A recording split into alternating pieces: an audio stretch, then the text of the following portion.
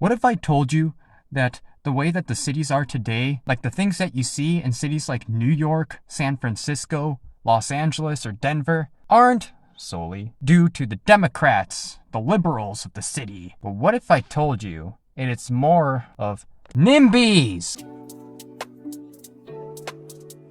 The first thing that people think when they hear the word city is it's a dangerous place where crime, robberies, assaults happen, and they'd rather be in Afghanistan than here, practically. Another thing that these cities have in common is that these are, according to them, hellholes that are run by the Democrats. And yes, that is true to an extent, but although they're coming up with conclusions too quickly, like, yes, it is true that these cities tend to be more run down, more violence than usual, more crime especially, but you got to dig deeper with the correlation of why things are like this. One reason being corruption, of course, and I know that New York is actually one of the safest cities to be in. It's just that there's a lot of people in it, but it does certainly get a bad rep, so I have to mention that city, for example. Also, the fact that New York, San Francisco, maybe Denver has its fair share of NIMBYism. I think, of course, it's very complex. Like, those cities tend to be filled with crime because, well, NIMBYism, and it's practically making housing costs more expensive. And just to let you know, this is not a Vote Blue campaign video at all. This is just me addressing like other reasons on a nonpartisan level, but NIMBYism is a problem, and it's something that needs to be solved. So yeah, why don't you just grab yourself a cup of tea and a bowl of cereal, and here we go. A NIMBY, which stands for not in my backyard, is a person that basically rejects anything, particularly development that's considered hazardous in their area. And at times, they may like the idea, but just simply not in their backyard. Other times, they'll reject new development because it can actually displace them. And in some cases, NIMBYism is appropriate, despite the bad reputation in the YIMBY community. But because of that, we always gotta listen to what their concerns really are. Because, for example, some NIMBYs will go against development that will actually displace them, who have been living there their entire lives. One good example is Jane Jacobs versus Robert Moses. And Moses was basically an urban planner who was more interested in the urban renewal of neglected neighborhoods. That's cap. And it's basically high rises and highways through neighborhoods. Jane Jacobs, on the other hand, wanted to preserve these neighborhoods and actually invest in these neighborhoods and make these places more livable. This includes public services, recreational spaces, etc. From Jacobs' perspective, it's understandable why she didn't want these neighborhoods to be demolished by Moses' projects. In this case, this type of NIMBYism is perfect. Like, if you're gonna be NIMBY, do something else that needs to be improved. In general, NIMBYs have a good reason on why they oppose new development, which includes like an increase of traffic, additional noise pollution, a decline in land value, apparently, visual blight, crime, or the neighborhood character. However, some NIMBYs will use those reasons just to keep the status quo of their community. Like, can you blame them? It really depends. But at the end of the day, it's natural to be skeptical of change, but it becomes problematic. It can actually benefit the community overall, and if a community actually needs something to be done about it. For this example, housing. What I don't like about the NIMBYs that we know today is that they tend to express their first world problems towards an actual problem that could actually make everything very expensive to the point where it could actually look like a third world country. Now tell me, what's a bigger problem? An apparent increase in traffic, the neighborhood character being changed, or people starving on the streets who don't live under a roof because NIMBYs are driving up housing costs? NIMBYism as we know it today is one of the modern day examples of trying to maintain cultural traditions for the sake of sacrificing for a better future, to the point where it makes you think all about yourself. Knock it off. At the end of the day, you need people to support you at the end of the day.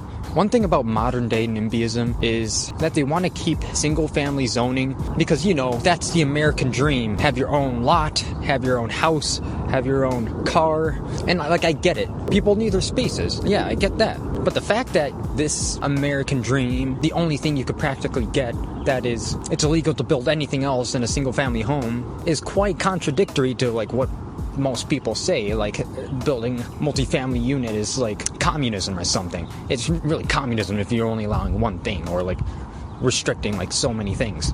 And because they refuse to have like anything built in the area, this is where modern day economics take place as well. Because the less things there are, the more high demand there is, and then prices go high up, more than you could imagine. People would sprawl out to the suburbs, yeah. The thing is, most people want to live right next to like where they want to work at. It's not ideal to live far away from your grocery store, parks, work, gyms, libraries, etc., coffee shops, all that other stuff. It's like, first off, it's more economical that way. Like, rejecting any type of building as long as it's not hazardous is pretty stupid to me. Not only that, it could bring a financial ruin in the freaking future. We need more people to work near where they live, because think about it, you may end up needing these people to begin with. For example, nurses. What if there's not enough nurses at a hospital and that you need them one day because they can't find a place to live or whatever the fuck? And yes, they could always say sprawl out to the suburbs, but it's not economical to own a vehicle, because owning a vehicle is way too expensive and it's not ideal for their budget. Like, it's just a vicious cycle. They go to work to pay their car, a depreciating value. And houses can go up, of course, and almost always will go up, actually. Already mentioned earlier in this video that what you see in New York or San Francisco, it's basically crime-ridden areas with robberies, assaults, run-down areas, etc. But there are two reasons why these places are like this. One, we don't really invest in these places anymore, or invest exclusively for suburbanites. And two, the places that we build here are practically illegal to build today. Like, the single-family home tends to be more on the expensive side, as they take up more space than an apartment suite.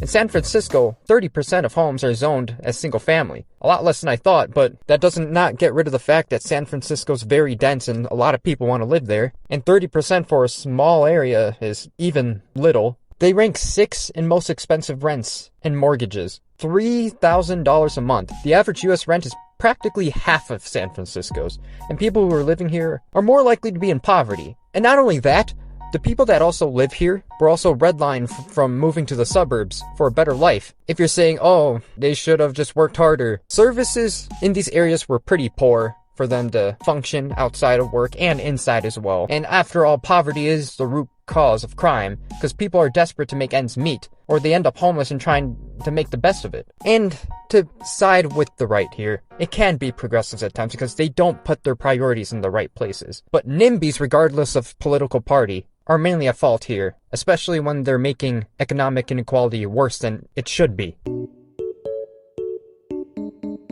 There are many reasons why people complain about high density, and one of them being it would ruin the neighborhood character. Others say it's bad for the environment, or it's a socialist agenda. But what they're explaining is literally a first world problem that could potentially lead to like other problems that's even worse. It's a common myth that the more density there is, the more pollution there is in the area. Some people even think New York, for example, is the most environmentally unfriendly place to be in. But in reality, when you look at other places like Chicago or New York, or any like city propers, they emit less CO2 than their suburban counterparts. The reason why? Single-family homes and sprawling transportation networks require more energy to power. And look at this another way. You're on a small island, right? It's more environmentally friendly. Sprawling out the entire island and destroying all the wildlife, or building whatever you need, and that's it. Saying that less density is better for the environment is like saying O'Hare Air's oxygen is better for everyone. In the US and A, people look at townhouses or multifamily units the same way they look at trains. It's a symbol of socialism. I saw a video of a lady who appeared on a clip from liberal commentators. He's like, I'm gonna have my privacy taken away. People are gonna have me watching fuck 5 dudes at once. We come here because we want our privacy. We want our single-family homes. And That guy is literally me right now. Like, what the fuck? You want our privacy. You want our single-family homes. No one's gonna fucking take it away. It's just allowing people to build more other than just single-family homes. Like, that shit literally looks so fucking bleak. our country runs on the free market. We're not a socialist communist society. Oh, shut the fuck up, dude. You're calling it a socialist country when you can only build one thing? How is it a socialism if you can't build whatever the fuck you want? The real definition of free. Our government would shape our community according to what they want. I came to Edmond. I didn't live in Edmond proper when I first came. I lived in an apartment. And then later on, I was able to move inside Edmond proper. As you progress, so is your ability to live in a certain place. That's a free society. That is what we are. We're not a socialist society. That's the fucking pyramid. Honestly, apartments should be more available to everyone. And then once you go up, the tiny part is your single family home. It's not the fucking opposite. Otherwise, places will get more poor in the long run. She rambles out about being a socialist society. Like, this is NIMBYs, man. They act like their country's being invaded. When really, look at the people down on the fucking street. They're, like, literally shitting on the fucking street, sleeping in tents, and you're just worried about the neighborhood character. I've actually never been this fucking mad. Like, half the time I've been mad at it's been somewhat acting, but this time it actually boils my fucking blood. I know I can tell you I worked my butt off to get here. And I don't want to see anything happen here that could diminish our stock, you know, our investment in this. I worked my butt off here, so I'm gonna push those other people down. Fuck poor people. I swear, I'm sorry if I sound like giving the same energy as Hassan right now. IDF didn't bomb the hospital? Yes, it did! Yes, it did! To be fair though, I don't think housing should be an investment. And I know at times, because due to how our cities are designed, housing is practically one of the only investments that we can make. I don't think the economy should work like that, honestly. It's honestly stupid overall. Like, it really pisses me off, like these NIMBYs. They literally have first world problems, while people are having like third world-like problems. And no matter what arguments you make against them, and no matter how much you win, they somehow manage to win. So when it comes to affordable housing, people will talk about how one apartment building will ruin the neighborhood character. Here's the thing though, your problem is nowhere near as big as people's problem that's like on the streets. People's problem on the street, they can't afford to live in anywhere in general, and you only have like very limited supply of affordable housing to the point where it's not really affordable. Maybe I'm talking out of my ass, but still, this doesn't get rid of the fact that common economics plays in play here. Complaining about the neighborhood character is honestly the same shit as like complaining how you're not getting any mobile data, and yet people are like struggling on the streets to get a job, or like even just like one single drop of water. Maybe that comparison's like out of like the freaking blue, but basically comparing a first world problem to a third world problem. Your problem is nowhere fucking near as shitty as people who can't afford to live in a house, or people who are like living paycheck to paycheck. And when people say property values, I don't give a fuck. Seriously. It's kind of sad that America kind of had to rely on properties to make an investment. And it's freaking sad. Drop your greed and pride and like just allow these things to be built. And if anything, in short, there's no way your property values would decrease unless someone did something to your property. On a side note though, how are you going to say it ruins the neighborhood character when your freaking recent ancestors say, oh, this downtown would be nice with more parking? You basically took down every historical site ever. This is like most progressives now these days, where they say, that's a good idea, but not in my backyard. It's basically a sugar-coated way of like, I don't want these poor people living in my neighborhood. And they'll use traffic as a freaking excuse, because the only way they ever knew how to get around is via car.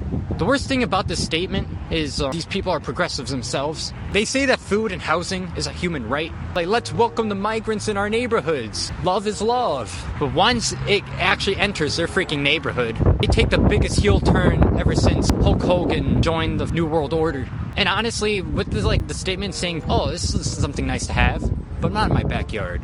It's honestly, in a way, the same as throwing trash on the highway and saying it's just one trash, but then everyone starts putting trash on the highway, and then it's going to be the filthiest place you ever live in. In other words, if people keep rejecting it in their backyard, it's not going to be in anyone's backyard eventually. You either want it or you don't. It's no freaking in between. And if you have beliefs that you have, practice on them. Otherwise, you're faker than that one high school kid who wants to be your friend just because he could leech money off you. This is why I would rather be friends with a radical MAGA head over someone who's progressive. At least they're like true to their beliefs, instead of carrying around this fake persona all over the place. Overall, this should be a bipartisan issue in terms of trying to solve the housing crisis and trying to combat NIMBYism. At the end of the day, NIMBYism is what is making the demand super high while keeping the supply super low, making prices way too more expensive than it really should be. Like, yes, some people may have the opinion of the fact that housing is a human right. Some people think it's a commodity.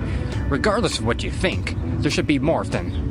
Regardless, because think about it in a food perspective. Society needs more food, but you want to keep all the food to yourself, or you even start burning some of the food so the poor people won't have it. It's really messed up at the end of the day, and that's basically what it's like. Like, yes, I also know that your property matters too, but at the end of the day, if we don't do anything about it, society will collapse economically. Like in the 1930s, like maybe worse than the 1930s, worst case scenario, if anything. Like, if we didn't sprawl out like this, to be honest with you, I don't think our cities would have been crime-ridden like that, to the point where people think like this. At the end of the day, we have to do something, because doing nothing is just practically making it worse.